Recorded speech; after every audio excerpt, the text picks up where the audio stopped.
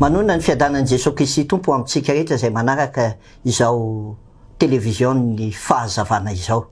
Fiadanan'ny tompo aminao. Anio tsika dia resaka lohahevitra iray indray atao anatin'ity fandarana ity dia ny amin'ny hoe tanora manao sipa.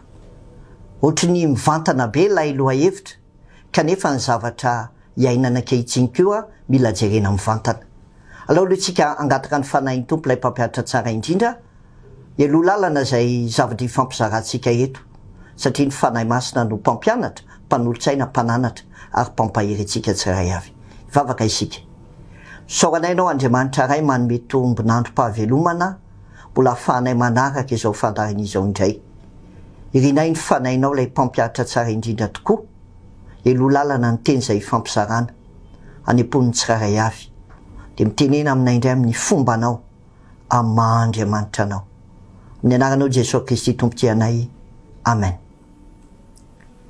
Tanora manao sipa.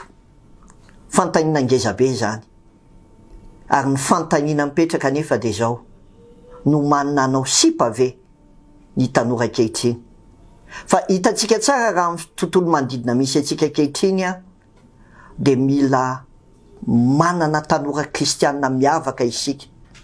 Sika tanora kristianina manko dia eto amin'izao tontolo izao fa tsy naman'izao tontolo izao. Ary izay indrindra nahatonga ny Paoly apôstôly ny teny amin'ny Romana 12:20 andininy faharoa manao hoe aza manaraka ny fanaon'izao tontolo izao fa miova amin'ny fanavaozana ny saina mba hamantarana ny sitrapon'Andriamanitra dia izay tsara sady akasitrahana no marina. Aza manaraka ny fanaon'izao tontolo izao fa miova amin'ny fanavaozana ny saina. Inona ny tiantsika taritina voalohany ao anatin'izany dia izao hoe raha miresaka momba ny fitiavantsika ny tanora sy ny resaka sipa dia samy manana ny fomba hijerena an'io ny fiarahamonina. Fa ny zavatra hita ankapobeny dia izao hoe aingana be ny tanora ankehitriny dia miditra amin'izany atao hoe tontolon'ny fitiavana dia maika anao sipa. Dia inona le sipa? SIPA, Société Internationale pour les Amoureux. Ka raha vao midoboka amin'ny fo dia miditra ao anatin'izay tontolon'ny fitiavana izay. Kanefa indraindray rehefa tsy miomana loatra amin'izay dia ilay hoe Société Internationale pour les Amoureux na le hoe sipa. Rehefa tsy nianarana ny hitondra an'ilay izy dia manjary mivadika zavatra hafa ilay izy satria le SIPA na le hoe sipa dia amin'ny ankapobeny amin'ny fiainan'izao tontolo izao dia lasa hoe SIPA sy mba haiko ihany dia mipitsika. Ary izay le hoe aza manaraka ny fanaony izao tontolo izao fa miova amin'ny fanavaozana ny saina. Tsy ny fitiavana loatra manko ny ratsy fa ny tsy fahaizana mitondra an'io fitiavana io eo amin'ny fotoanan'ny fahatanorana. Fa ho antsika manokana raha ndeha ho raisina hoe raha kristianina ary zany dia inona ny atao hoe sipa? Ny sipa ho antsika dia izao aza manaraka ny fanaon'izao tontolo izao fa miova ny fanavaozana ny saina hamantarana hoe ny sitrapon'Andriamanitra dia izay tsara sady akasitrahana ny marina. Inona ny sitrapon'Andriamanitra? Ny amin'ny fitiavana ny sitrapon'Andriamanitra dia izao raha resaka ohatra hoe sipa ny teny antsika dia le hoe sipa. Dia inona ny dikany? Silam-panahy. Ary rehefa silam-panahinao io raisinao tahaka an'izany olona tianao io dia ny zavatra ataonao izay hanamboarana ny mahatsara ny fiainana io. Amboarinao izay mahatsara ny fiainana io. Fa fisainan'izao tontolo izao indray ny azy ny sipa dia le hoe amboary. Dia hain'ny tanora tsara ny dikan'izany hoe amboary. Ary izay le hoe miova amin'ny fanavaozana ny saina hamantarana hoe sitrapon'Andriamanitra dia izay tsara sady akasitrahana ny marina. Ka inona ary le sitrapon'Andriamanitra? Sitrapon'Andriamanitra dia tsotra fotsiny ihany amin'ny fiainana ankapobeny zavatra roa ny mila tadidina: fitiavana sy fahamasinana. Roa ny zavatra andrasan'Andriamanitra amin'ny olona amin'ny lafim-piainana rehetra ary anisan'izany ny resaka sipa, fitiavana sy fahamasinana. Ny Andriamanitra ny Baiboly manko dia tsy Andriamanitra fitiavana fotsiny fa Andriamanitra masina.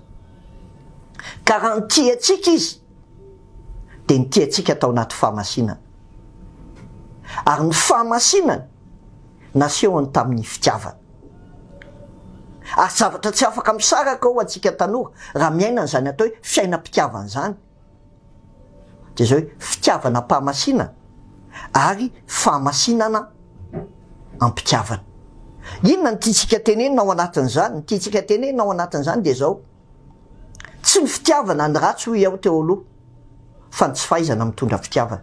ina le tsy fahaizana mitondra fitiavana rehefa tsy hain'ny olona mitondra fitiavana de zao nitondran'ny olona azy lay fitiavana fotsiny fa tsy misy inona fahamasinana ary rehefa fitiavana fotsiny izy fa tsisy fahamasinana de tsy mampaninona ny tanora no milalao fitiavana ary tsy mampaninona ny tanora zany atao hoe miaina ny firaisana ranofo alohan'ny fanambadiana izany ary zay no mahatonga antsika miteny hoe raha ny fisainana zao tontolo zao de ny antony iarahana de indraindray ilalaovan'ny fitiavana ary ny firaisana ranofo no heveriny fa pofim-pitiavana ny amin'ny fiarahana anika am'izao fotoana mivadika le izy les mots d'amour deviennent des mots d'amour les mots d'amour MOTS deviennent des mots d'amour MAUX zany hoe lay teny pitiavana lasa inona ratra pitiavana eo amin'ny kamaroan'ny olona enina ny tanora kristiana renkehitriny de be dehibe ny olona maratra ny fitiavana ary zay no mahatonga antsika hoe aza manaraka ny fanaon'izao tontolo zao fa miova ny fanavaozana ny saina amatarana ro ny sitrapon'Andriamanitra de zay tsara sady akasitrahana ny marina tadiditsika tsara ary teny malaza raha vao miresaka nyity fitiavany ity tsika ny zavatra ambarany tononkirany Solomona miverina intelo lay hoe aza manaitra na mamono fitiavana raha tsy efa sitrapony tononkirany Solomona toko faharoa andininy fahafito toko fahatelo andininy fahadimy toko fahavalo andininy fahaefatra aza manaitra na mamono fitiavana raha tsy efa sitrapony inona moa no nahatonga ny io teny io nivoaka lay vehivavy anakay mitantarany vehivavy namany hoe zaky manana olo tina tsara tarehibe ny olo tiako mahafinaritra izy zao itsena eo de zao de miaino daholo le vehivavy namany rehetra de io le taitaitra ary mba rovinany anahy ary mba ahoana ny amiko de niteny lay vehivavy manao hoe aza manaitra ny fitiavana na mamono aza manaitra na mamono fitiavana raha tsy efa sitrapony dikan'izay de zao hoe misy fotoana ny zavatra rehetra fa tsy hoe mahita ny olona miaraka koa anao de teaninona te hiaraka mahita ny fanaon'ny olona rehetra ianao de maninona manao tahaka ny fanaon'ny olona ary eo le fanambingezabe ho antsika tanora kristiana tsy zay ataon'ny olona rehetra akory de izy raha manana olo tiana ianao zavatra roa ny tadidio mila miaina amin'ny fitiavana amin'ny fahamasinana ianao ary mila mandeha amin'ny fahamasinana ampitiavana ianao ary efa zay ny fomba iainanao de manomboka hanana vina ny am'izany atao hoe tokatrano sambatra izany ianao anyarina ny fanaovana sipany fiomanana idirana ao amin'ny tokatrano hoe ny tanora kristiana tokony ilalao fitiavana ary tsy kilalao koa io tsy kilalao io fa am'izao tontolo zao ohatry ny misolo akanjo fa amin'Andriamanitra de zao hoe masina ny fanambadiana noho izany raha manana olo tiana ianao apetrao ny fanontaniana ny fitiavanay ve fitiavana amin'ny fahamasinana amin'ny mpitiavana fa reo zavatra roany tsy misaraka satria maninona Andriamanitra de fitiavana Andriamanitra de masina ka ao koa masina ianareo i Jehova satria masina ao Jehova Andriamanitra reo zay rehetra tsy manam-pitiavana de tsy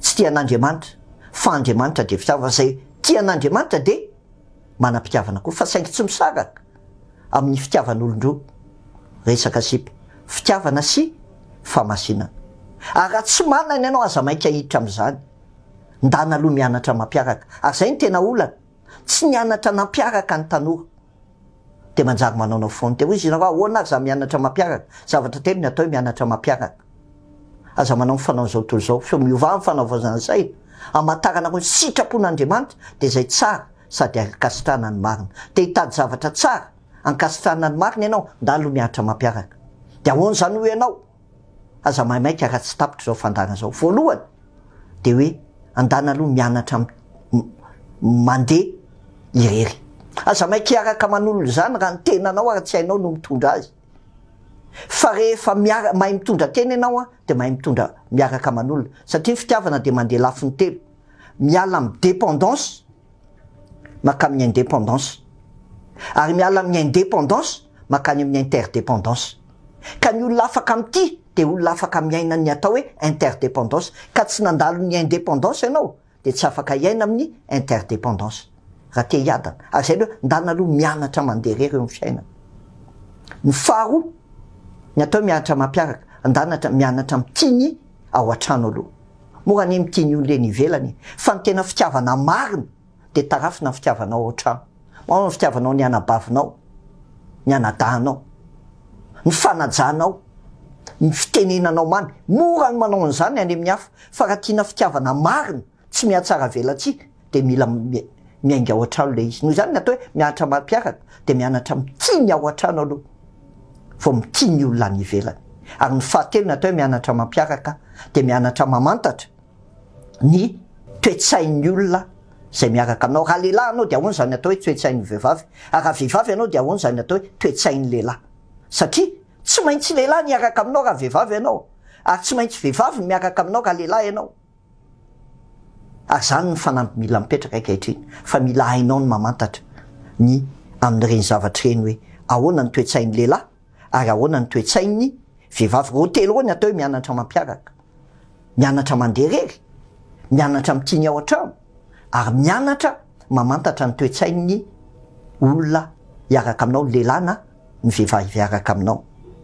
Rehefa manao izay tsika de zao hoe hanomboka eritreritra no avy ary ny Agay toko voalohany andininy fahafito de miteny hoe evero ny lalanareo, evero ny lalanareo. Hiaraka aman'olona lalana makaiza io. Sa ohatra ny tanora am'izao fotoana miaraka de inona ny tamy zareo eto miaraka aloha de hita eoko. Ajanony avy hatrany. Matoa miaraka de asio tanjona ny fiainana. Ary zay nahatonga ny Agay teny hoe evero ny lalanareo, zany hoe tsy njovony inona no avinareo. Lalana mitondra makaiza io. Amarana antsika azy de zao, raha ny tanora sy ny sipa, tanora manao sipa, raha kristianina ianao de zao apetrao ny fanontaniana. Raha misy olona tianao na ianao tian'le olona, inona reny nataony taminao hoe déclaration parfaite d'amour ve sa déclaration d'amour parfait? Fa be de be ny tanora mahay manao déclaration parfaite d'amour, ainy ary miresaka maninona anao, fa tsy hainy manome an'ilay déclaration d'amour parfait. Fa raha kristianina ianao, ny déclaration d'amour parfait ny jereo fitiavana toy ny an'ilay Jesosy, fitiavana manolotra ny ainy, fitiavana manarona fahotana. De apetrao ny fanontaniana re, fitiavana manahoana ny anay, inona ny ainganay ary inona ny ainanay? DPA ve sa DAP? Raha ohatra déclaration parfaite d'amour ny nataony taminao de menjasa DPA ny eferahanao raha tsy mitandriny ianao. DPA de zao hoe date probable d'accouchement. Fa DAM de zao hoe dépense d'amortissement et de provision. Io mananao ny amin'ny hoavinao hanerinany. Tanora manao sipa tsy ny fitiavana ny ratsy fa ny tsy fahaizana mitondra azy. Ary amin'ny maha-kristianina atsika de mila miova amin'ny fanavaozana ny saintsika, mamantatra ny sitrapon'Andriamanitra de zay tsara sady akasitrahana no marina. Tahiny ny tompo anao, mandehana amin'ny fahendrena, amin'ny fahatanoranao. Ary ray aman-dreny omany ny zanakao hiaraka aman'olona, omany izy amin'ny toe-tsaina, omany izy amin'ny fitondran-tena, omany izy amin'izay fomba fijerena no avy-piainana.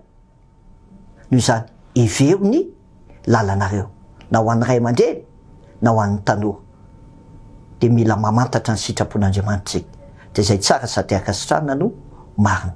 De zay indray no fandarana ny arahantsika tamin'ity anio ity. Tahin'ny tompony ianao zay nanaraka izao.